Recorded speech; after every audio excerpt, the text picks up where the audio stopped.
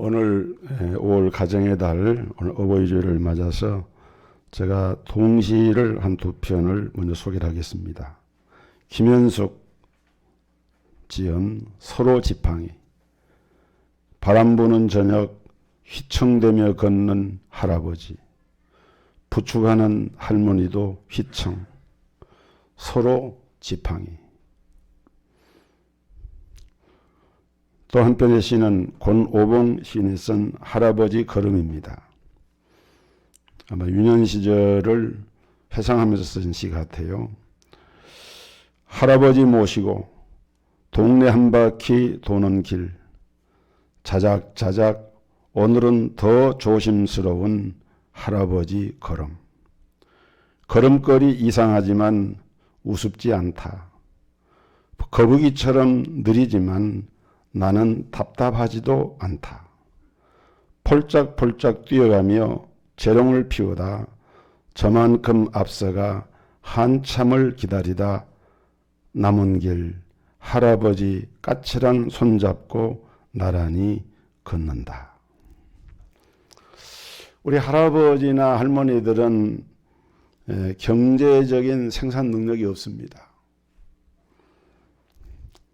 그러다 보니까 모든 것을 경제적인 관점에서 바라보는 현대인들의 시각에서 볼 때 우리 사회나 또 우리 가정에서 우리의 부모, 할아버지, 할머니들이 어떤 위치에 있는가를 생각을 하게 됩니다. 걷기도 쉽지가 않습니다. 쇠잔한 할머니, 이런 할아버지들이 우리 주변에 많이 계셔요. 그러나 그분들은 한때 우리 사회의 주역들이었고 오늘의 우리 한국을 만들어 온 분들입니다. 응당 소중하게 여기고 존경해야 될 분들이에요. 서양 속담에 그런 말이 있어요. 노인 한 분이 돌아가시면 도서관 하나가 불탄 것 같다. 도서관에 많이 소장되는 책들과 쌓인 지식들이 불타 없어지는 거 얼마나 안타까운 일입니까? 근데 노인 한 분이 일평생을 살아오면서 삶에서 경험한 그런 경험과 이런 것들도 크게 못지않게 귀하다는 얘기죠. 또 우리 옛글에 노마지지란 말이 있어요. 늙을 노자 말맞자 지혜로울 지자를 써서 늙은 말의 지혜란 뜻인데 이 말은 말을 얘기한 것이 아니고 젊은 말은 빨리 달릴 수가 있지만은 그러나 늙은 말은 지름길을 안다. 이런 의미로 쓰는 말입니다. 우리가 젊은이들이 힘이 있어가지고 어떤 일을 빨리 할 수는 있지만은 그러나 나이 드신 어른들은 지혜를 가지고 지름길을 가르쳐주는 그런 지혜가 있다는 것이죠. 또 한편의 시를 소개합니다. 정두리 지은 어머니의 눈물. 회초리를 들었지만 참아 못 때리신다.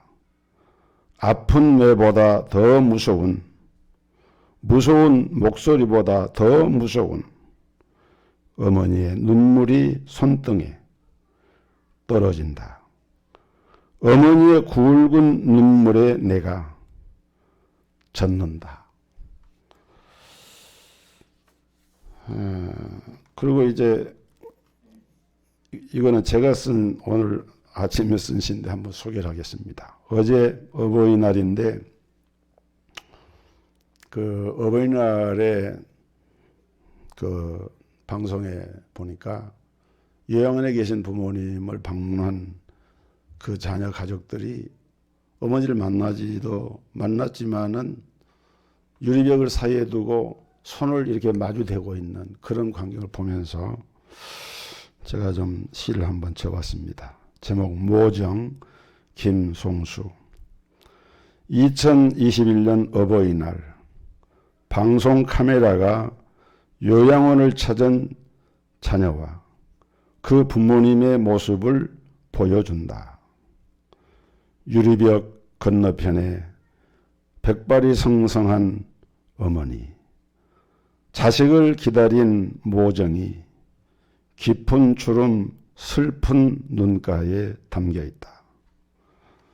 붉은 카네이션도 직접 전하지 못하고 위생 비닐 장갑을 낀 손을 내밀어 엄마의 손을 잡아보지만 중년의 따님 눈가에 맺힌 이슬. 난 괜찮아. 너희들 건강하면 돼. 난 잘 있어. 너희들 잘 살면 돼. 코로나도 막을 수 없는 모정.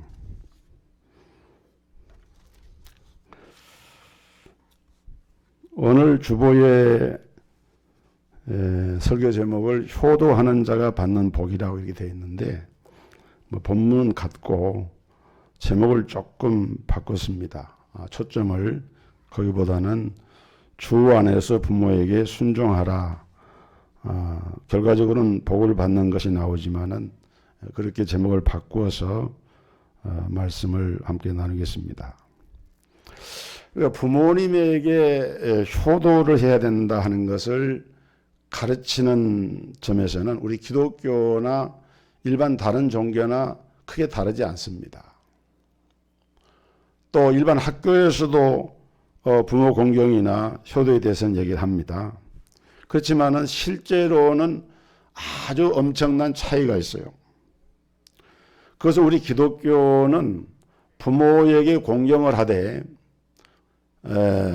예수 그리스도 안에서 그렇게 하라고 말하고 있습니다. 오늘 본문 1절에 자녀들아 주 안에서 너희 부모에게 순종하라. 이것이 옳으니라. 주 안에서 공경하라는 거예요. 주 안에서 공경하라고 하는 말은 어떻게 하라는 것인가? 첫째는 예수님 안에서 부모를 바라보는 관점을 가지라는 그런 의미를 가지고 있어요. 우리가 부모님을 바라볼 때 예수님 안에서 그렇게 바라봐야 된다. 오늘날 부모님을 향해서 마음을 닫고 이게 사는 사람들이 꽤 많아요. 교인들 가운데도 그런 분들이 종종 있는 것을 볼 수가 있어요.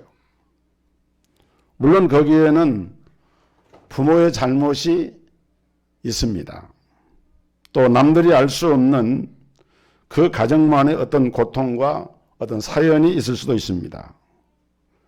그렇지만 우리가 한번 냉정하게 생각해 본다면 정말 부모의 잘못 때문에 부모 자식 간의 관계가 끊어진 것일까? 그것은 아니라는 거예요. 큰 착각이라는 것입니다. 바꿔서 말하면은 부모가 흠이 없이 자녀들에게 잘하였다. 그러면 부모를 정말 공경할까요? 예수님께서 우리에게 가르쳐주신 말씀 가운데 주기도문을 가르쳐 주시면서 하늘에 계신 우리 아버지여 라고 하면서 기도하라고 이렇게 가르쳤습니다.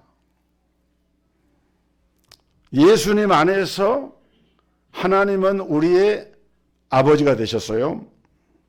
근데 우리 아버지 되시는 하나님은 어떤 분입니까? 그분은 완전하신 분이고 우리에게 완전한 사랑을 베풀어 주셨습니다. 그 완전한 사랑을 베풀으신 하나님 아버지 앞에 그 자녀된 우리 성도들은 그럼 정말 효도하는 자식처럼 그 하나님에게 순종하고 하나님 말씀대로 살고 있습니까?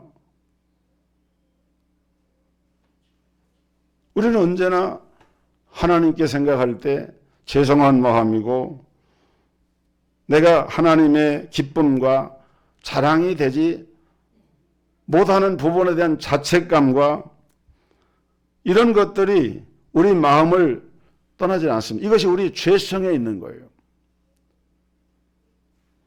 이 원리를 우리가 우리 부모님에게 대비해도 똑같은 원리가 되는 거예요. 여러분 성경에 보면은 탕자의 비유에 나오는 그 아버지가 얼마나 그 아들 형제를 사랑합니까? 그런데 그 아버지 밑에서 한 사람은 탕자가 되고 집에 있는 아들은 맏아들인데 성경에 보면 이 맏아들도 절대 아버지에게 효도하는 아들이 아니죠. 불평이 가득합니다. 바로 이 비유에서 탕자나 이 큰 아들은 다 하나님 앞에서 불효하는 우리를 상징을 하고 있는 거예요. 완전하신 하나님 아버지에게도 우리가 효자가 아님을 보면서 우리 부모님과의 문제가 꼭 부모님의 결함이나 허물이나 부족 때문만이 아님을 알게 됩니다. 이것이 우리가 예수님 안에서 부모를 바라보는 결과예요. 예수님 안에서 부모를 순종하라 하는 이 말씀의 의미를 그렇게 보라는 거예요. 우리가 예수님 안에서 부모를 바라보게 되면 절대로 부모님에게 원망을 할 수가 없습니다. 우리 가정에 상처가 있고 아픔이 있다면은 이것이 부모의 죄냐 우리의 죄냐 할 것 없이 우리 모두의 죄 때문인 것입니다. 그렇기 때문에 부모님과의 관계를 회복하는 것도 부모가 바로 되어야 이루어지는 것이 아니라 내가 예수님과의 관계를 바로 회복할 때 예수 안에서 이것이 회복이 되는 거예요. 자, 우리는 예수님 안에서 놀라운 사랑과 은혜를 입었어요. 하나님의 사랑은 예수님의 사랑을 통해서 구체화되어 가지고 그리스도께서 우리를 위하여 십자가에 피를 흘려 죽으시기까지 하시면서 속죄의 제물이 되기까지 하시면서 엄청난 값을 지불하시고 우리를 구속해서 하나님의 자녀로 삼아주셨어요. 그리고 성령을 보내주셔서 날마다 우리 주님과 동행하시는 은혜를 경험하고 하나님의 은혜 가운데 살아갈 수 있는 이런 길을 하나님께서 우리에게 열어주셨다 그 말입니다. 그렇다면 오늘 이런 은혜를 받은 우리가 용서 못할 부모가 어디에 있으며 사랑하지 못할 부모가 어디 있겠습니까? 다 예수 안에서는 용서가 되고 사랑할 수 있게 되고 원망을 그칠 수 있게 됩니다. 어떤 교회에 여집사님이 신앙생활을 하는데 늘 이분이 자신감도 없고 기쁨도 없고 열정도 없고 그러면서 교회학교 교사로 봉사를 하다가 어느 날 목사님에게 상담을 하면서 이제 더 이상 못하겠습니다. 힘들어서 못하겠습니다. 이제 목사님이 이 집사님의 이 반복되는 침체에는 뭔가 깊은 원인이 있을 것이다 생각을 하면서 기도하는 가운데 이 집사님에게 하나님께 그렇게 기도해라. 성령님께 자신의 어린 시절을 돌아보게 해주시기를 기도하라고 이렇게 권면했어요. 근데 어느 날 이 집사님이 목사님에게 자기 어린 시절에 그 상처받은 경험을 하는데 친오빠에게 성폭행을 당한 일이 드러났어요. 그리고 오빠 친구들에게도 같은 일을 당했어요. 그런데 그 부모는 그것을 알고도 쉬쉬했습니다. 왜? 아들의 장래가 어두워질까 봐서 오빠 앞길에 걸림돌이 된다고 해서 오히려 이 자매를 구박을 했어요. 그런 환경 속에 자란 거예요. 그래서 끔찍한 육신과 마음의 상처를 입고 죄책감을 가지고 또 배신감과 상실감을 가지고 어떻게 할 수가 없어서 그냥 잊어버리고 싶은 과거의 이런 기억이지만은 그 상처가 항상 그 트라우마가 있다 보니까 자신감도 없고 힘도 없고 이제 그런 가운데 살다가 이 목사님과 상담하면서 그 틀어놓은 문제에 대한 치유를 예수님의 사랑과 용서와 그 복음을 통해서 치유를 받게 되고 회복이 됐어요. 정결함을 받고 그럼에도 불구하고 하나님 나를 사랑하시고 나를 구원하셨다라고 하는 이 분명한 구원관의 확신을 마음에 확인하면서 그 오빠를 용서하게 되고 그 부모를 용서한다고 고백을 할 수가 있게 되었어요. 물론 뭐 당사자를 향해서 그렇게 말을 하고 그랬단 말이 아니라 자기 안에서 그러한 변화가 일어난 거예요. 그래서 그냥 표정도 밝아지고 교회 생활이 이제 정말 신앙생활이 의미가 있고 가치가 있는 전의 모습과 전혀 다른 그런 모습으로 바뀌어졌습니다. 여러분, 효자에게는 어떤 부모도 다 좋은 부모란 말이 있습니다. 효자의 눈에는 부모의 허물은 보이지 않고 감사할 것만 보이기 때문입니다.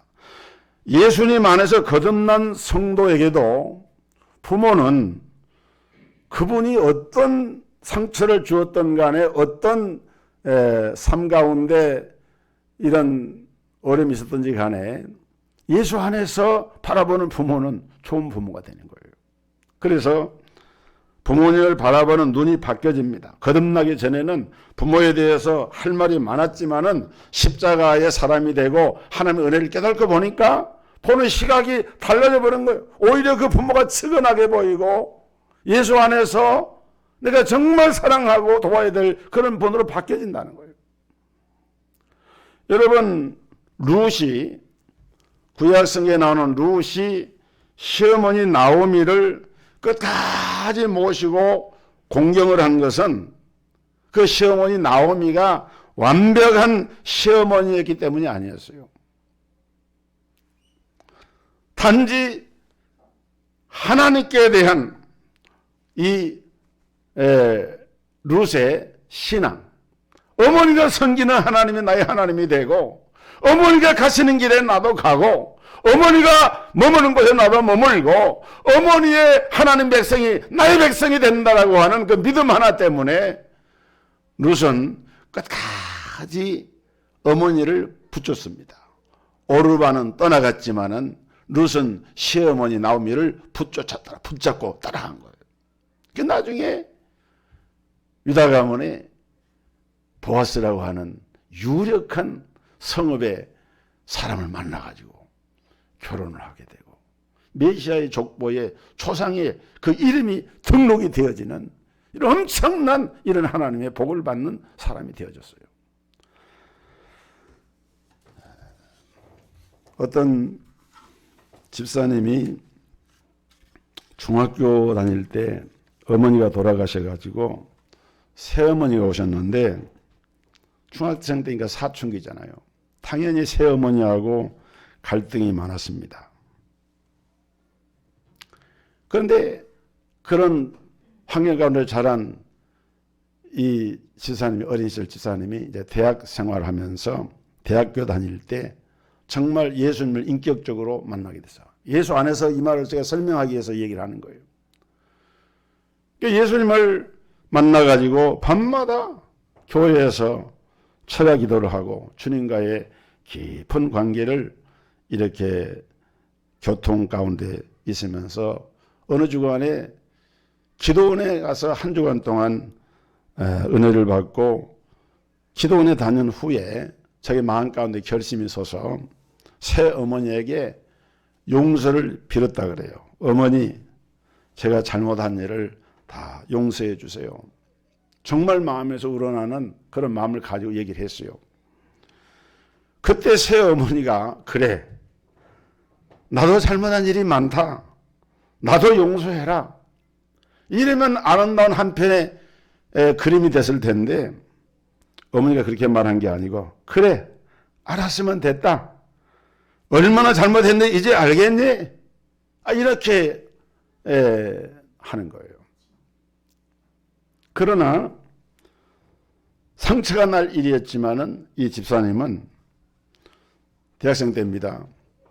내가 어머니에게 용서를 구한 것으로 충분하다. 왜냐하면 주님이 내 안에 계시니까. 예수 안에서 내가 바라본 새어머니를 바라볼 때 이미 나는 어머니를 다 내가 품고 고백을 했기 때문에 어머니가 어떤 반응을 보이는 게 문제가 아니었어요. 그래서 그런 평정된 마음을 가지고 어머니를 대하니까 차츰 그 새어머니 관계가 좋아져 가지고 나중에는 친딸 이상으로 어머니가 야 아무개야 나는 너 없이는 못 산다. 정말 난 너한테 고맙다. 이렇게 바뀌어졌다는 거예요. 이게 예수 안에서 어머니를 모시는 그 가운데서 주님이 역사하신 그런 모습인 것입니다. 두 번째로 우리는 성령 충만의 삶을 살아야 합니다. 사도 바울이 에베소 5장 18절에서 술 취하지 말라 이는 방탕한 것이니 오직 성령의 충만을 받으라. 이 성령 충만 받으라고 하는 이 말씀은 우리 그리스도인의 생활 원리의 핵심 원리를 제공하는 말씀이에요. 우리 그리스도인의 삶은 전적으로 새로운 피조물로서 새로워진 삶입니다. 예수 안의 삶은 그 이전의 삶과는 다른 삶이에요. 바뀌어진 거예요. 변화가 된 거예요. 그래서 사도 바울은 회심 이전의 믿음 없는 삶과 회심 이후에 믿음을 가지고 사는 삶의 차이를 회심 이전은 술 취한 삶이고 이 술은 꼭 마시는 술만이 아니라 세상에서 여러 가지 유형으로 취하는 것들 그런 삶을 사는 삶이 회심 이전의 삶이었다고 하면은 회심 이후의 삶은 성령으로 충만한 삶이다. 이것은 무엇을 알고 모르고 차이가 아니라 정말 예수님이 함께 하느냐 함께하지 아니하느냐 임마누엘의 신앙이냐 예수 밖의 신앙이냐의 차이고 이것은 바로 능력의 차이입니다. 그래서 사도 바울은 성령으로 충만하라 라고 하는 이 말씀을 먼저 가정생활에다가 적용을 해서 교훈을 한 거예요. 여러분 우리가 뭐 성령 충만하라 그러니까 그것이 꼭 교회나 신앙생활에만 관계되고 구간된 그런 말이 아니라 1차적으로 이 말씀은 우리 모든 생활의 근거지가 되고 있는 홈, 이 가정에서부터 이것이 성령 충만한 삶이 되어야 한다. 성령 충만은 예수님을 항상 바라보는 것을 말해요. 예수님을 항상 바라보는 사람은 좀 곁길로 가다가도 성령으로 충만할 수밖에 없어요. 왜? 예수님만 바라보는데.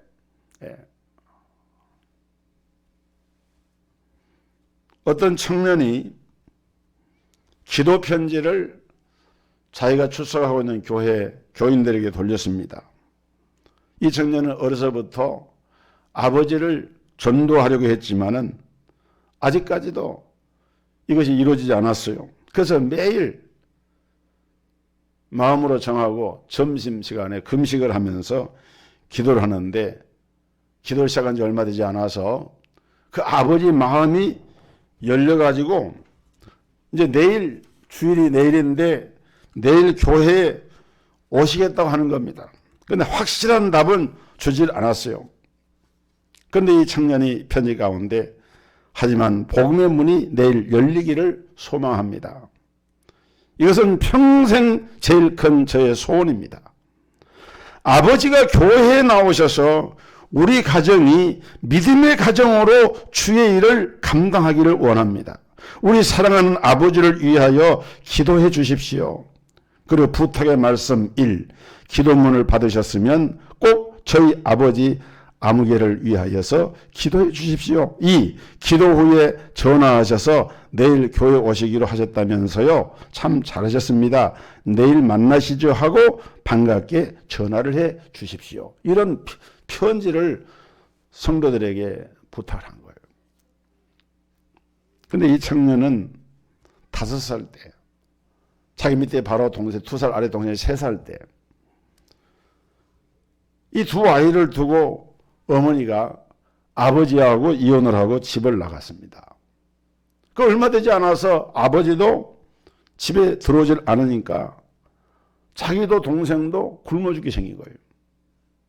그런데 5살, 6살 꼬맹이가 이웃에 다니면서 먹을 거 구해다가 동생을 먹을 것을 챙겨가면서 그렇게 자라가지고 초등학교 교회를 나갔는데 초등학교 6학년 때부터 이제 열심히 이렇게 예수님을 정말 마음에 영접을 하고 그때부터 아버지를 위해서 너무나 간절하게 기도를 했다고 그래요.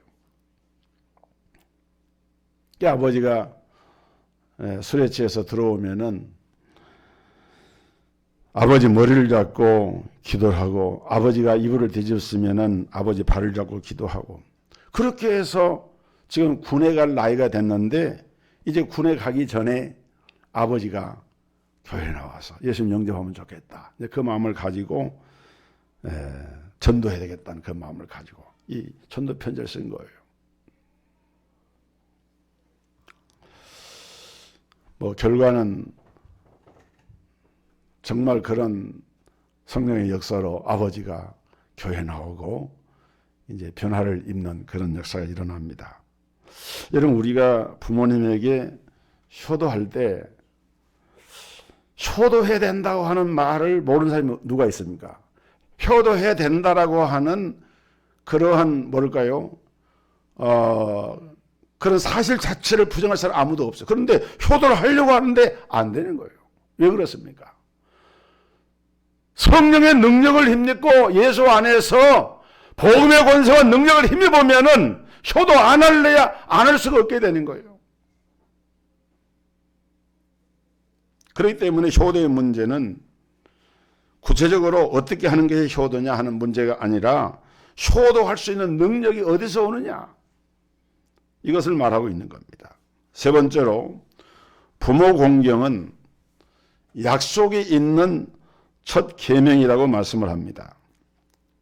하나님께서 오늘 우리에게 부모를 공경하라고 하는 이 계명을 주시면서 이것은 약속이 있는 첫 계명이다. 출애굽기 10장 12절 말씀입니다. 내 부모를 공경하라. 그리하면 너희 하나님 나 여호와가 네게 준 땅에서 내 생명이 길리라. 부모님을 공경하면 하나님께서 그 사람의 범사에 복을 주신다. 평안함과 축복된 가운데 인생을 살 수 있도록 배려해 주신다. 이것이 성경의 부모 공경에 약속된 그 말씀입니다. 그런데 우리나라는 이런 복음이 전해지기 전부터 어떻게 보면은 기독교 복음이 전해지기 전부터 유교 문화에 있었지만은 부모 공경에 대한 것이 아주 극진했어요. 방법은 좀 달라요. 그러나 어쨌든 부모를 굉장히 공경하는 민족 우리 민족인데 한 50년 전만 해도 빨리 늙고 빨리 노인이 되기 원하는 나라가 우리나라였다 그래요. 왜냐하면 노인들이 대접을 받으니까. 그래서 고종 황제의 밀사까지 했던 헐버트 선교사라고 하는 분이 있는데 그분이 한 말 가운데 이 세상에서 효행이 최고인 나라는 조선이다 이렇게 말했어요. 지금 대략 100년 전 얘기입니다. 또 미국 공사를 역임했던 샌즈는 해고록에서 나의 노년을 위해서 조선 땅에서 다시 태어나고 싶다. 또 최초의 의료 선교사였던 알렌 선교사는 조선은 늙음과 죽음이 두렵지 않은 노인의 천국이다 이렇게 말했습니다.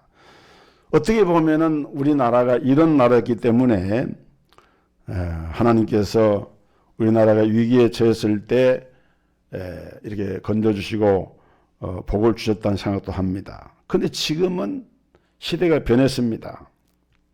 지금은 꼭 기독교 복음이 아니더라도 지금은 우리 가정들에서 부모의 위치나 자녀들이 부모를 대하는 태도나 이런 것들이 많이 변했어요. 너무도 가정에서 자녀들이 부모에게 거역하는 일을 쉽게 봅니다. 이것이 얼마나 두려운 일인가를 우리가 알아야 돼요. 예를 들어서 로마서 1장에서 사도 바울은 당시의 세상 상황을 적나라하게 묘사했어요. 로마서 1장은 주후 1세기 로마서가 기록된 시대가 주후 60년경이니까 그렇게 그 당시 지금부터 2000년 전 얘기입니다. 로마서 1장 18절에 하나님의 진노가 불의로 진리를 막는 사람들의 모든 경건치 않음과 불의에 대하여 하늘로부터 나타나나니, 이 하나님의 진노가 누구에게 임하는가? 26절부터 17절 보면은 동성애가 아주 무서운 죄인 것을 지적을 합니다.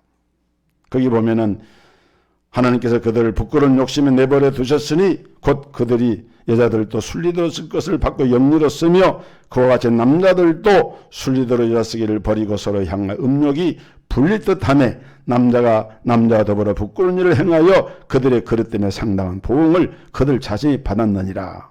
이 동성애에 대해서 경고하는 말씀에 이어서 28절 이하에 보면은 하나님의 진노를 사게 되는 죄를 쭉 열거합니다.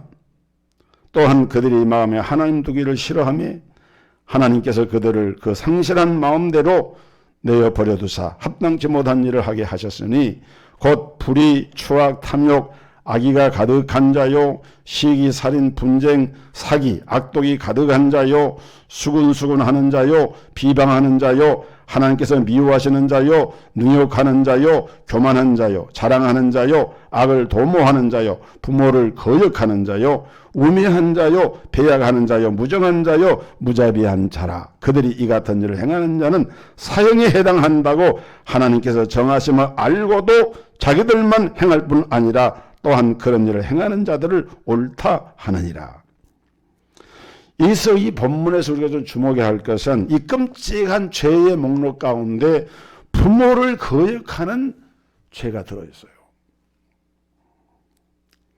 그 다음에 바울의 마지막 서신이 디모데후서인데 디모데후서 3장 1절 이하의 말세에 고통하는 때가 이를 것을 말씀하시면서 그럴 때 사람들이 저지는 죄를 열거하면서 그 가운데 부모를 거역하는 죄를 말씀을 합니다.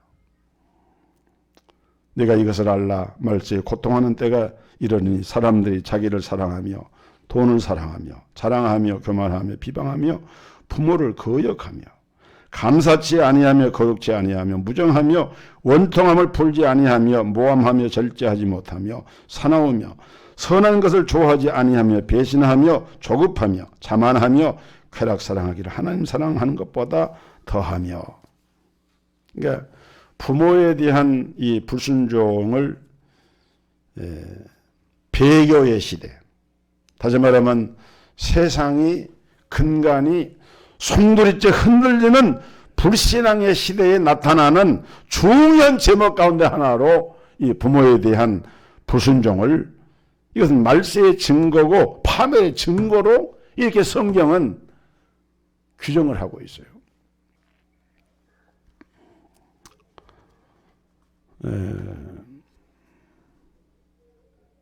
지금도 강원도 원주 신림 가난농군학교, 제가 한 30여 년 전에 2차례나 거기 수련회 참석한 일이 있는데, 이 한국의 그른투어비로 불리우는 가난농군학교 김용기 교장 장로님이 자유당 시절에 흥분한 대학생들 앞에서 직접 행한 연설 한 토막을 소개합니다. 데모할 줄 모르는 젊은이는 희망이 없다. 불을 지르고 무기를 휘두르는 것은 데모가 아니라 폭동이다. 평화적 시위는 반드시 필요하다. 그러나 자격이 있는 사람들만 데모를 해야 한다. 부모에게 효도하지 않는 사람은 데모할 생각을 하지 마라. 데모는 국가와 민족을 위해서 하는 것인데 가장 가까운 부모에게 효도를 못하는 사람이 어떻게 애국을 논할 수 있겠는가? 뿌리 없는 나무는 없다. 마찬가지로 부모 없는 자식도 없다. 부모는 자식이 성장하는데 거름이 된 것을 기쁘게 여기며 죽어가는 사람이다. 이 세상에서 가장 큰 죄가 두 가지가 있는데, 첫째는 하나님을 부인하는 것이고 두 번째는 불효다. 지금 우리가 새겨 들어야 할 그런 교훈의 메시지입니다. 더욱 기가 막힌 것은 오늘날 여러분 신앙을 빙자해서 부모님에게 불순종하는 이들도 있어요. 성경에 나오죠. 마태복음 15장 5절에 너희는 이르되 누구든지 아버지나 어머니에게 말하기를 내가 드려 유익하게 할 것이 하나님께 드림이 되었다고 하기만 하면 그 부모를 공경할 것이 없다 하여 너희의 전통으로 하나님의 말씀을 폐하는도다. 이것은 불신자들이 하는 게 아니고 예수님 당시 우리는 경건하다고 하나님 잘 섬긴다고 하던 사람들의 행태였습니다. 그들은 부모를 잘 섬길 수 없는 이유를 하나님께 드리는 헌금에다 핑계를 뒀습니다. 이것은 하나님께 바쳐진 것입니다. 물론 저희 마음은 부모님을 돕고 싶습니다. 그렇지만 이미 하나님께 들었기 때문에 어쩔 수가 없습니다. 그러니까 하나님을 섬긴다는, 하나님께 헌금을 한다는 이유로 부모님에게 마땅히 행할 자녀에 된 도리를 망가하고 그것을 하나님 앞에 자기를 합리화해서 말하는, 이건 예수님이 직접 가르쳐 말씀한 거예요. 이건 사탄의 미혹된 것이고, 교회 활동을 열심히 하면서 부모님께 대해서 소홀히 한다. 결과적으로는 그런 자녀는, 바르지 못한 그런 신앙 태도는 믿지 않는 부모를 실족을 시키고, 믿는 부모라 할지라도 그것은 부모에게 행할 도리가 아닌 것이죠. 교회는 다닐지 몰라도 이런 교회는 절대로 성령으로 충만한 그리스도 안에서 부모를 순종하고 공경하는 자녀는 아니라는 거예요. 우리의 문제는 부모에게 효도해야 한다는 것을 모르는 것이 아니라 알아도 안 되는 것이 문제입니다. 그러므로 우리가 오늘 말씀과 같이 예수 안에서 예수님을 바라보고, 그리고 부모에게 예수 안에서 순종하고 효도할 수 있는, 공경할 수 있는 그런 눈이 뜨이도록 성령의 능력이 우리에게 임하게 될 때 우리는 진정한 그리스도 안에서 부모를 공경하는 그런 크리스찬 자녀가 되고 하나님의 자녀다운 진정한 성도가 되는 것입니다. 찬양.